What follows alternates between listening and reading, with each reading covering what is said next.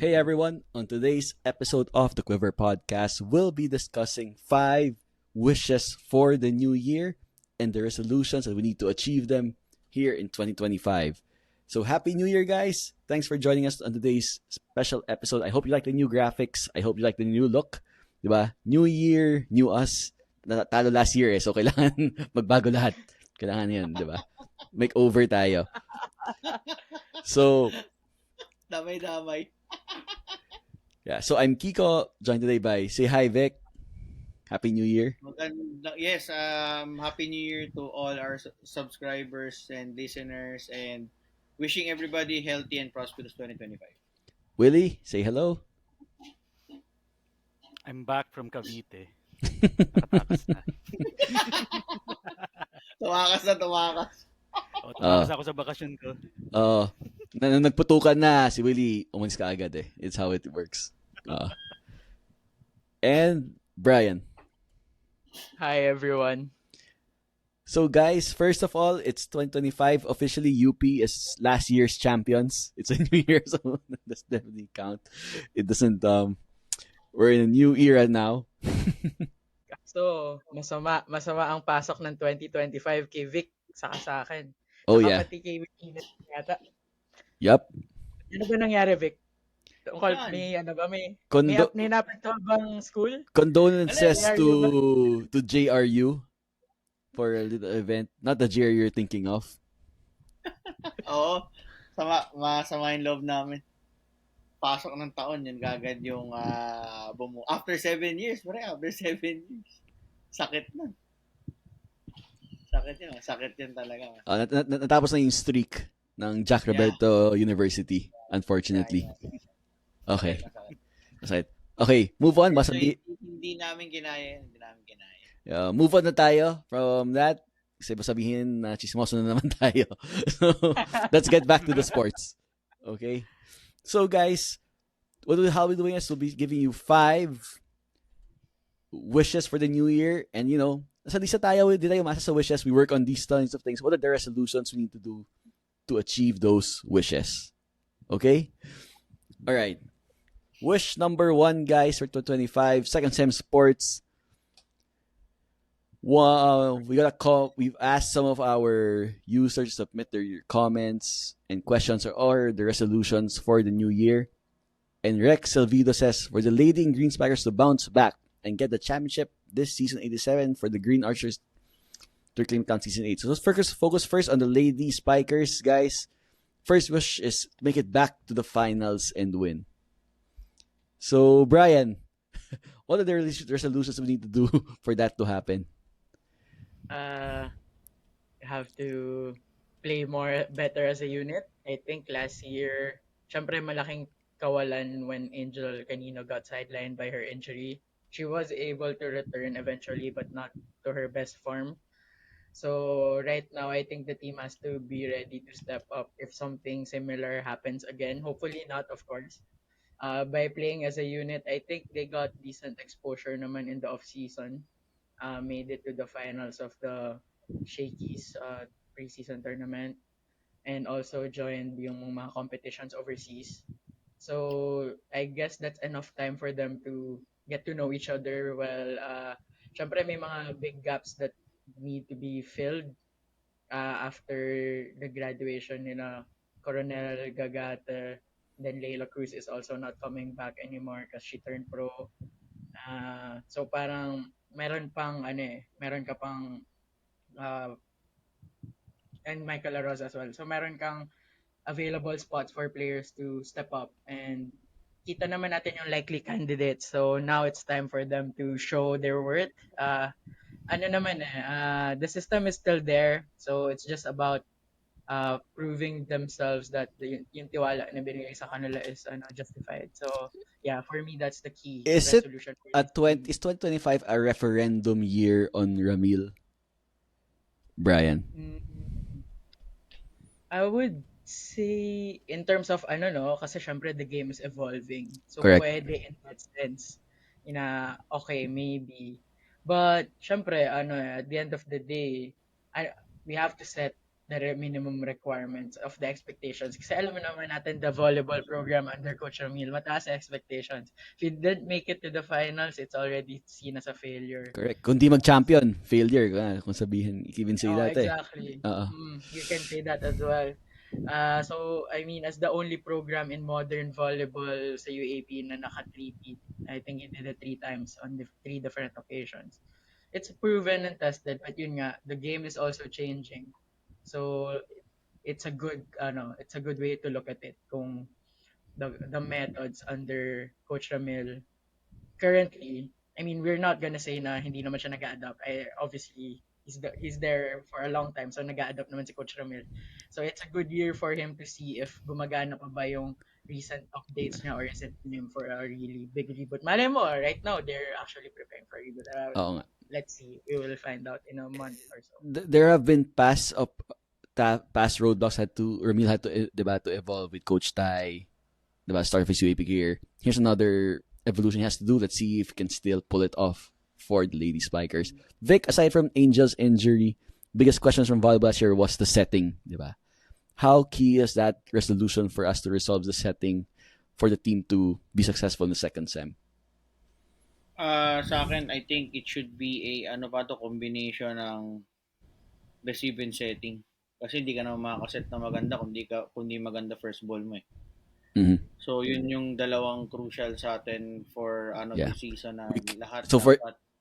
For fans, we can't scapegoat the setter anymore, no? Mangyari pag ganun. Especially right now, kung makita niyo nung finals yata ng Shakey's na yes, versus NU. Correct. Pag nasa likod si Angel yung Target nila receive. Diba? So, para mapagod din kagad si Angel, hindi siya makapalo. Yep. Maka-atake ng maganda. Correct. So, it's crucial how we will attack yung ganong tactic na ginagawa sa atin ng mga kalaban natin. So I think yun yung making key sa atin talaga. I mean, not just even for LaSalle, but for any other team naman eh. So, kumbaga dapat maging maging pulido yung aspect natin na yan so that we'll have a good and strong performance this coming volleyball season. All right. That's it. So let's stay tuned for that, for the volleyball episode as we cover the Second Sem Sports and Lady Spikers on their quest to reclaim the championship there. Moving on to wish number 2 for year 2025 is the Green Archers bouncing back and reclaiming the throne in UAP men's basketball. We've had some wishes on this. First from UAP courtside reporter Patrice Dabao. Thanks for listening. She says another championship year like 2023. And another comment from Jazzy Suanes says Green Archers will get the championship in season 88 and perfect their free throws. Willie, for LaSalle, the Green Archers to bounce back. We lose KQ officially moves on the KBL. We have if in case you missed it. Di ba naman siya naglalaro do? So Di let's see. Meron pang problema sa visa. So ka lang dyan. Relax ka lang dyan. Kasi lang. Baka yung spin makaunahan na naman eh. So, we gotta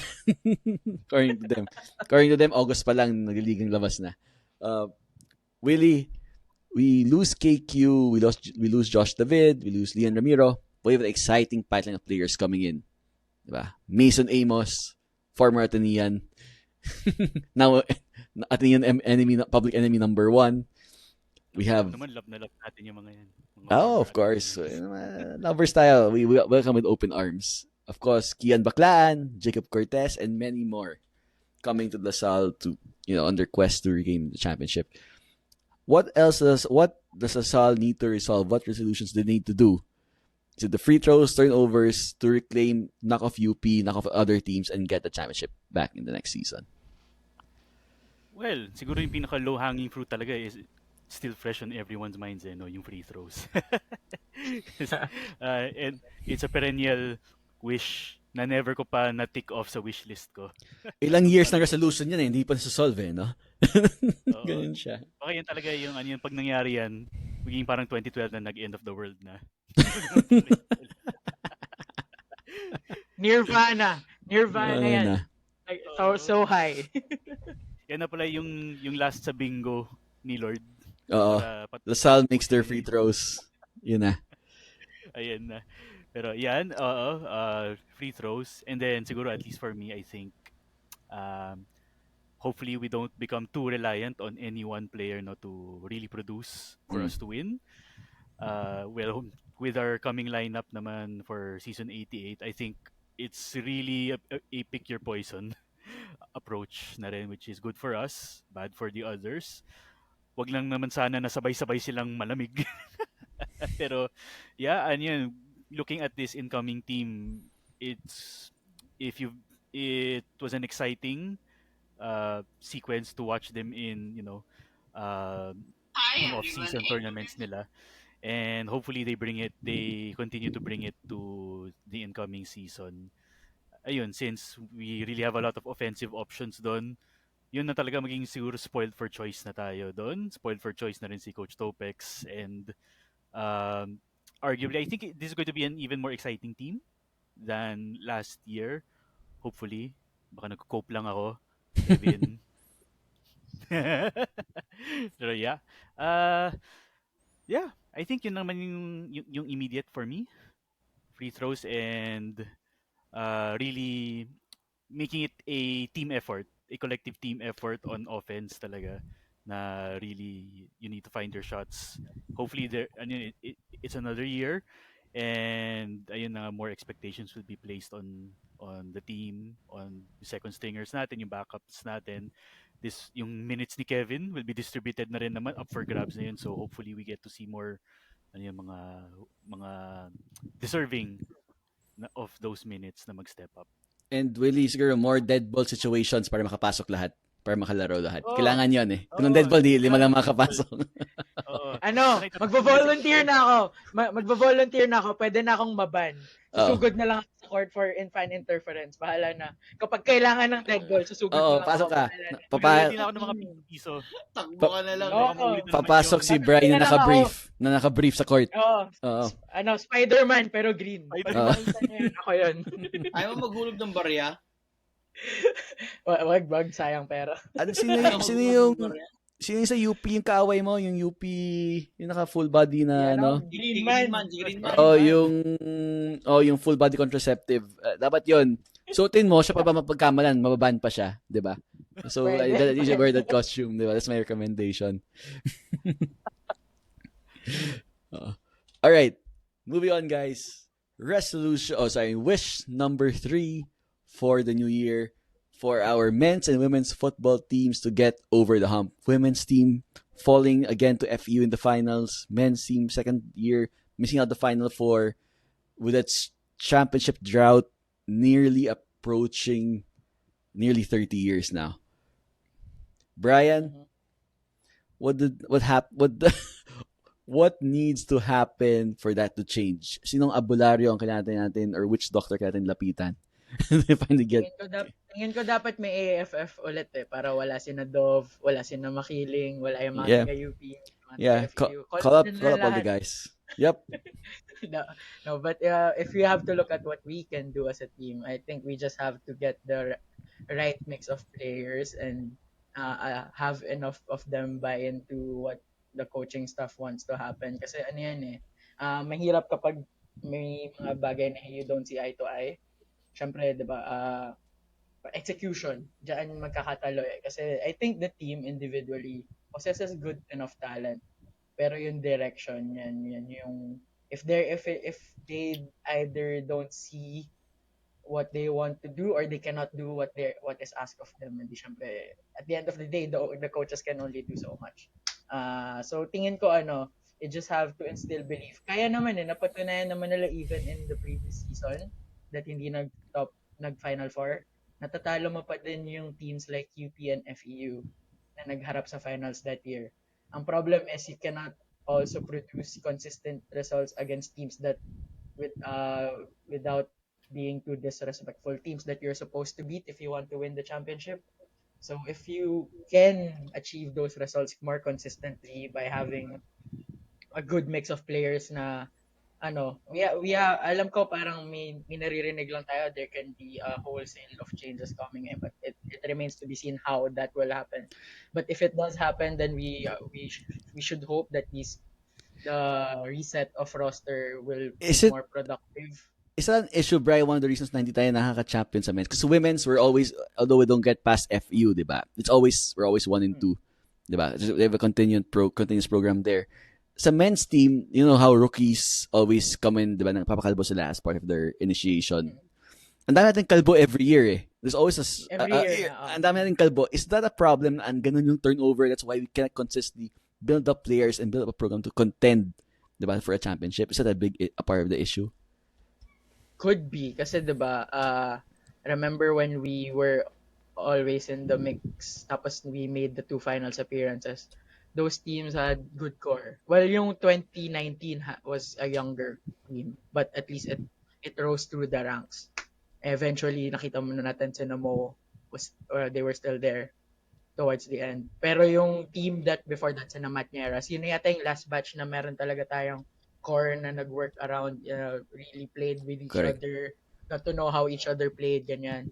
So I think right now, actually, if we're gonna be pragmatic, maybe unless something really magical happens next season, maybe we would have to remain more patient with the men's team.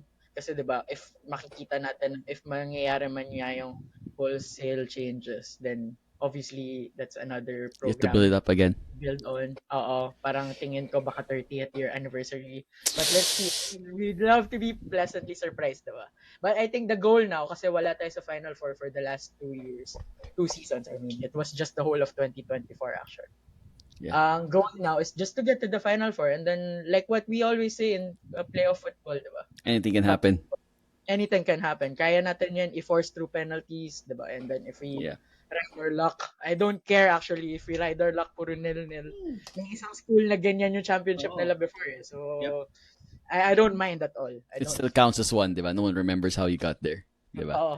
But Vic, I want to ask you this. LaSalle has a storied program in football, di ba? Oh, in the NCAA, we're a powerhouse. Traditionally, we always had, di ba, contending teams, and now it's not the case with our long championship drought. As a fellow Arsenal fan na 20 years na hindi tayo nag-champion, what does it mean? What does it mean to you as a LaSalle football fan na a drought for a program like LaSalle has lasted this long? Siyempre, masakit. Kasi the last time na nag-champion, I'm still not yet in Taft. Parang I think 98 yung huli. So, I arrived in 99. So, ganun siya katagal. Balik ka daw ulit sa high school, Vic. Diba? Parang ganun eh. And enroll ka sa adult night. That's the key. Yeah. Adult parang music to ears ni Willie, adult night. Para siyang Viva Max film eh, no? Parang hindi siya parang ganun yung impact niya eh. Pero yun, syempre ang sakit for us who follow the team, di ba, na we've seen those finals na ako siguro memorable sa akin sa Ultra na it was yung time na yun parang twice to beat pa ang finals or parang ganun pa yung finals. So we were able to force a decider in Ultra and then we lost dun sa deciding match. Anyhow, parang I'm hoping that the drought will finally come to an end. Maybe not next season, but kailangan pa ng konting pasensya since I think we're going to build a new team going into season 88 na Coach Alvin will have a longer pre-season. Kasi yung season 86 and 87 medyo mahirap talaga siya kasi parang halos kakatapos mo na ng 86 mag-train ka kagad going to season 87. It's not easy. So we are hoping that players will beef up our roster to have a better squad facing better squad entering to season 88 kasi if yun nga, based on what we've seen itong season 87 medyo talaga siya ang daming kailangan ayusin on all aspects on All how aspects. Recruiting, program building, coaching, lahat, diba? It's all, like on all aspects and halatang halata kung ano yung medyo hindi talaga maganda. it's been a recurring problem, Vic, no? Hindi siya from last year lang eh. You could see signs of it, diba? Na kailangan talaga ma-address siya. Correct. Yes. So, ayun siya. Pero I think yun yung unang-unang yun yung sa akin dapat resolution sa akin yan is to get players ready. Yeah. To compete with UP and FEU na halos every year may bagong players, nakakapag-recruit talaga sila, di ba? Or even Ateneo. And even Ateneo to some extent, parang how many years na rin silang although we always look at UP and FEU as yung teams na talagang nakakapag-recruit, di ba, sa men's football. But we are also forgetting Ateneo na nakakakuha.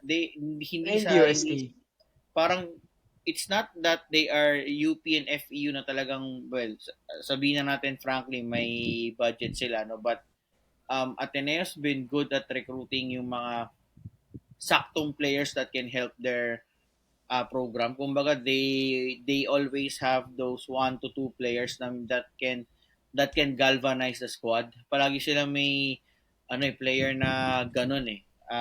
Kumbaga, overall, they're not that really high recruiting program, pero they always have that galvanizing player na nandun lagi to stabilize the team. So, yun yung natin. Sana we will be able to get those kinds of players also that will help the squad moving forward starting season 88. All right. That's for the football team. Wish number 4 for 2025 is the UAP to have to finally have a clear rule book and guidelines. It's on the wish list. Hindi lang pwede kung ano sabihin ni kung ano pwede sabihin ng DLIGR solution, ganon. Ganon. Mahirap talaga. Like I remember the case yung kay Raylan Torres na sinasabi nila na kino-compare nila na ano ba yung rule doon? Tapos sasabihin na si Mark Nonoy nga, 'di ba? Na-suspend. Sabihin na ibang case 'yun eh kasi accumulation. Ito happened in the same game, 'di ba?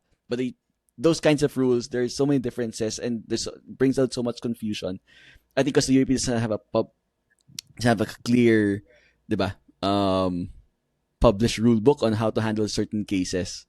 'Di ba? Ikaw Willie, what do you think about without touching on Cavite too much, let's not go there. So yan, lokohin naman tayo ng taga-UP. Pagkatapos nito, susunduin na ulit ako pabalik. Oo. See you 2026 na lang, mangyayari pag ganun. Ayun. Well, alam niyo naman, it's like the other wish list that for Lasal to improve on yung free throw shooting. Year in, year out, hinihingi natin, wala tayong nakukuha. Yeah. And I know Lasal has had this... I know it's not easy for the UAP to do it. There's circumstances that at play.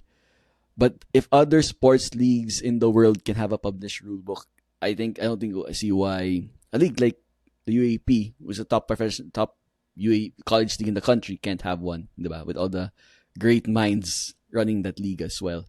Daming lawyers, actually. Daming lawyers. Kahit, diba? Up. Any ruling, may lawyer ka agad, diba? I'm sure they can all give their input. Dami, lalo na kala-release lang ng bar results last year. Pwedeng, muna yan. Practicum, OJT mo muna. I'm sure. Unang case no, TRO, no? TRO ng rule. Yeah. But I think it'll just really help the league if they can finally put that together and for everyone. It'll just only for the betterment for everyone, for the fans. It'll put doubts to rest of favoring certain team. Because the rules are there. It's a matter of sharing them with the public, I think, and making them clear and transparent. Actually, with the latest developments, parang hindi pa nga tayo yung strongest advocate nito eh. Parang feeling ko mga taga-UE.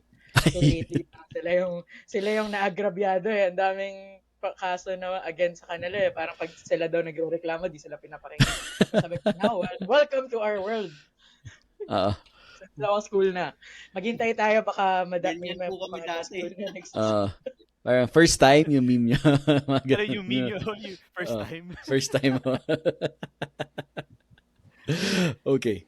And finally, guys, wish number 5 for 2025 is for DLSU to return to general championship contention.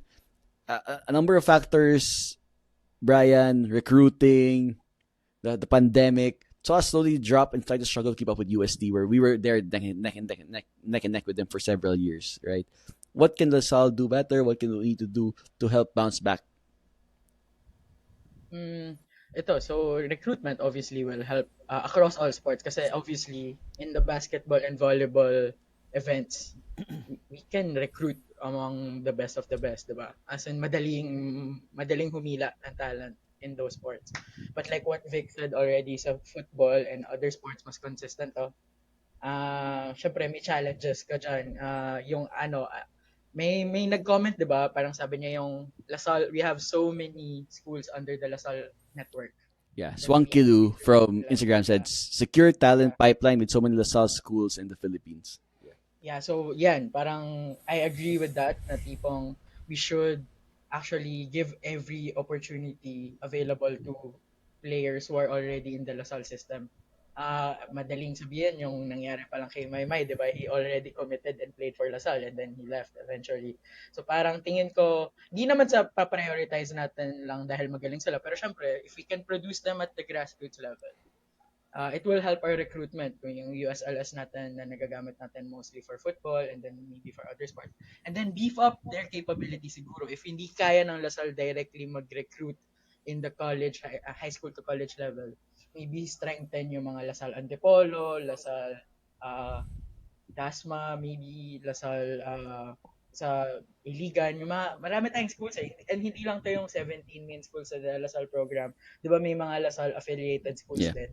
Actually, nung chinek ko yung list nun, sobrang haba So parang doon pa lang, if ever may magawa tayong tulong, syempre, that's complex in terms of paano yung tulong. But obviously, if we want to improve the program, we have to look really from where we are. So kung hirap tayo mag-recruit against the likes of FEU, UP, USP, Ateneo, we already have ours Minsan nga sila pa umaasa sa talents natin, 'di ba? Maraming taga-Isabel na pumupunta ng schools. Yung Ateneo San Beda ba? Yung Ateneo San Beda ba sa men's basketball? Sa affiliated schools na ba 'yon? Or hindi pa, Brian? Konti pa. Hindi pa. Konti pa. Hintay tayo. Baka merong mga manggaling pa. We can grant them official membership. Sa DLSP, no? Pwede sa DLSP. LaSalle na din. Yeah. And then just to add more about recruitment, siguro we rarely hear about walk-on recruits na kasi lately, diba? Wala na masyadong walk-on recruits when it comes to the main sports, unlike, let's say, before puso siya. So maybe we can do that when it comes to, kasi alam naman natin all the varsity teams have these tryouts. They hold these tryouts. Pero iniisip ko din, ako lalo na at during my time as a student, parang paano kung meron pala tayong magaling na player, hindi lang niya alam na may team pala tayo. May nangyayaring ganyan minsan, parang may judo player pala siya or kaya niya pala mag-judo or mag-taekwondo, lang siya nabigyan ng formal training. What if sa umpisa pa lang, senior high or maybe first year in college, mabigyan siya ng opportunity through our clubs and through our teams na mag-train with us, and then mag-develop tayo ng talent among our enrollees, and then maybe kaya pala bumuga at least in the UAP level, diba? And then mabigyan internal development program. Yeah, exactly. And then parang win-win yun win for the student, at least magkaroon siya ng perks such as scholarship and priority enrollment, which is a big deal sa college. And then for the school, at least ma-address yung recruitment cap mo. Syempre, sa ibang sports, hindi na pwede gawin yan kasi masyadong advanced na yung skills. But in other sports, why not? I mean, that's also one thing you can look at, how we can address we can't raise the ceiling, but raise the floor with other sports about to close that gap. Diba? Yes. Yeah. Vic, diba, usually Pinoy sports Facebook comment solution is ilipat niyo yung funds ng basketball sa ibang sports, diba? yung Yes. That's the shortcut comment. But it's not that simple because men's basketball, volleyball brings in money and helps fund other sports, diba? That's how it works.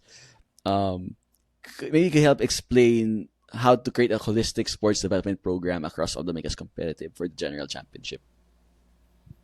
I think ang unang-una dyan, admissions eh. How tough, real talk. Yun yung unang-unang para sa akin eh. How hard are we going to screen in incoming student athletes? I mean, we all know na ako sa experience ko, merong recon and most of the time kung sino yung recon yun pa yung nagpe-perform academically well once they get in. So para sa akin, wag natin pahirapan pagpasok, accept them, check if they will be able to survive yung academic rigors natin. Kasi antimano minsan pag you don't accept them right away. Sample, di ba? And kumbaga we will never know how that student athlete will be able to cope up with yung academic demands natin. Kasi nga from experience may mga recon and eventually ended up sila yung mga nag-graduate with honors, sila yung mga maganda yung naging academic performance, di ba? So kumbaga hindi talaga strictly basis ang entrance exam alone. So kumbaga ang Oo. point ko is Totoo yan. Huwag tayong maging kagaya ng iba na, hindi po masaya kasi ng upcut. Oh, may isa pa. Op! yung kapitbahay, yung kapitbahay Oo. ganun din. Ay, di po masang asset. Kala mo naman, nag-exam yung players. Oh, di ba? Then yun, sa akin yun yung point. If we are able to kumbaga hindi naman sa ire-relax but more on let's review our admissions process for the student athletes for them to be able to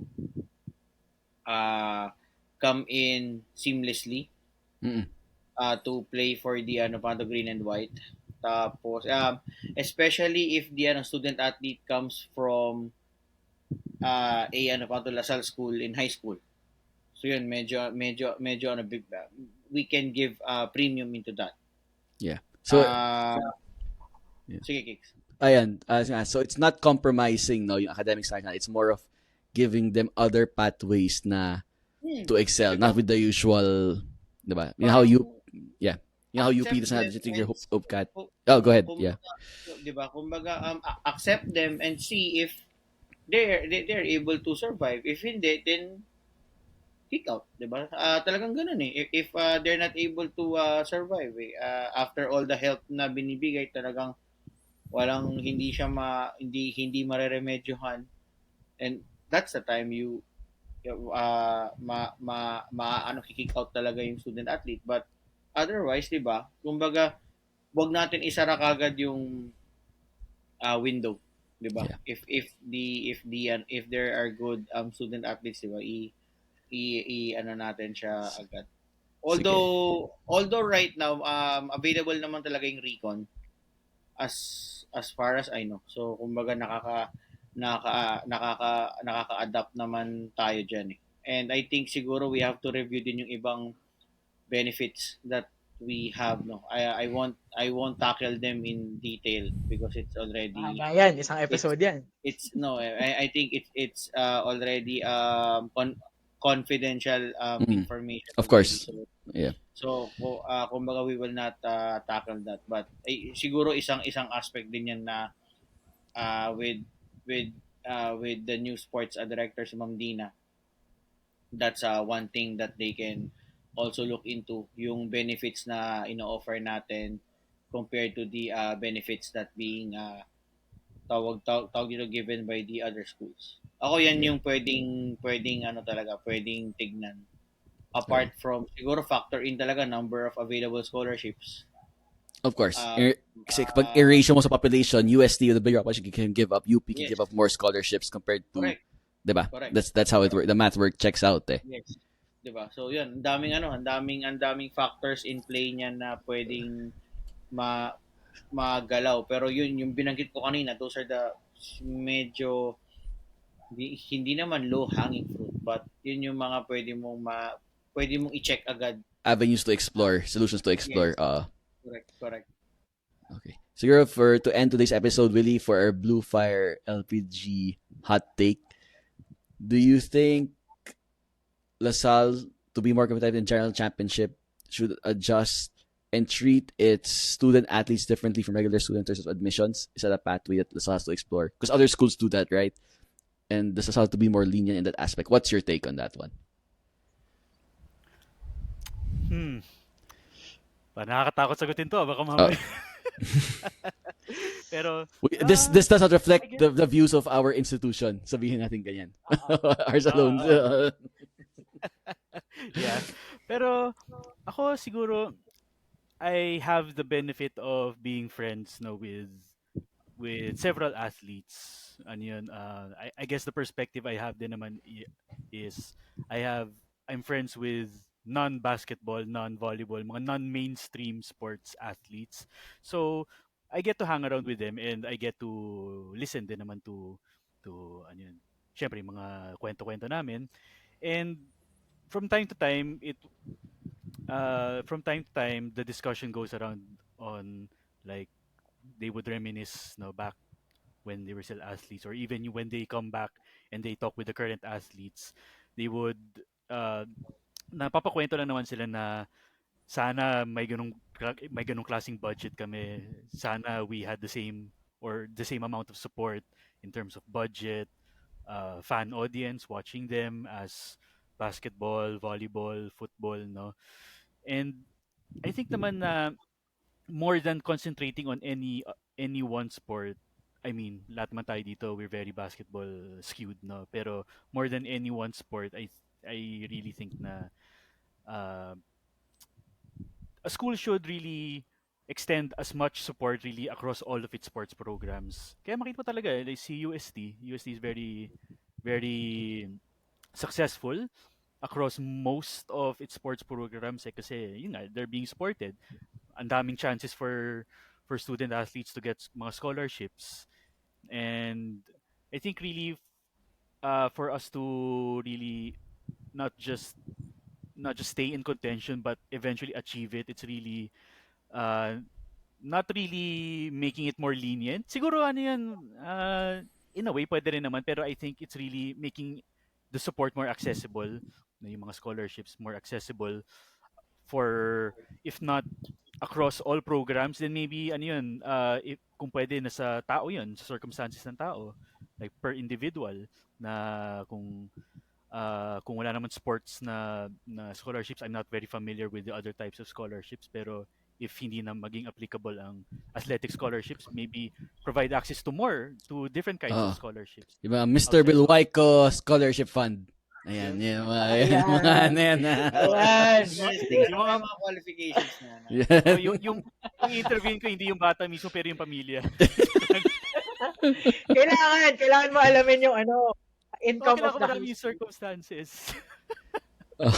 Pero, ayun, I guess ano yun, for me, hot take, yun nga, kaya naman ng Lasal yan. Feeling ko, yung isang hot take ko din, kaya naman ng Lasal yan. I just don't know why we can't, really, ang dami naman natin pera, ang dami naman natin, yung mga support and backing from, yung mga ibang alumni natin. I'm sure naman kung gugustuhin din naman ng administration and ng mga brothers, I'm sure, they'll be more than willing to extend.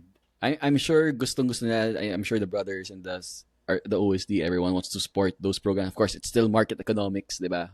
Where the funding goes. Of course, funding has to go. We're still a school, but first and foremost, diba? Do we have to support the academic programs as well as the athletic programs? So I'm sure LaSalle is doing their way to work their magic in terms of making the support available for all these programs. So hopefully we'll see it bear fruit and see us chancing for the general championship once again. Yeah. Okay. Guys, that's it. Those are 5 wishes for 2025. quick episode for today, relatively. But Bilis lang. well, we'll see. Yeah. So we'll Quickly. yeah, we'll see you all, everyone, next week. We'll be doing weekly episodes every Monday, releasing every Monday for the time being till the volleyball season kicks around. But don't forget, you can still win a Trofeo Green watch. Just subscribe from Ibarra Watches. Just subscribe to our YouTube page. We're almost there. It's 100 plus more, and we'll be finally raffling off a Trofeo Green watch. I'd like to thank Blue Fire LPG, one of our main sponsors and backers of the Quiver podcast. Blue Fire LPG for all your LPG and needs, cafeterias, your offices, canteens. Turn to Blue Fire LPG and start the new year right with Sabi Skincare. Have fresher, rejuvenated, younger looking skin for everyone. That's like everyone here. Okay, Willie, Vic, Brian, Happy New Year to everyone. Thanks for listening. Thanks for those who made their questions. So another new year, another new exciting up and down roller coaster ride Another journey. of LaSalle Sports coming up. So we're excited to have you here with us on the Quiver Podcast for the year ahead. And as you always say, guys, Animo. Animo Almusal.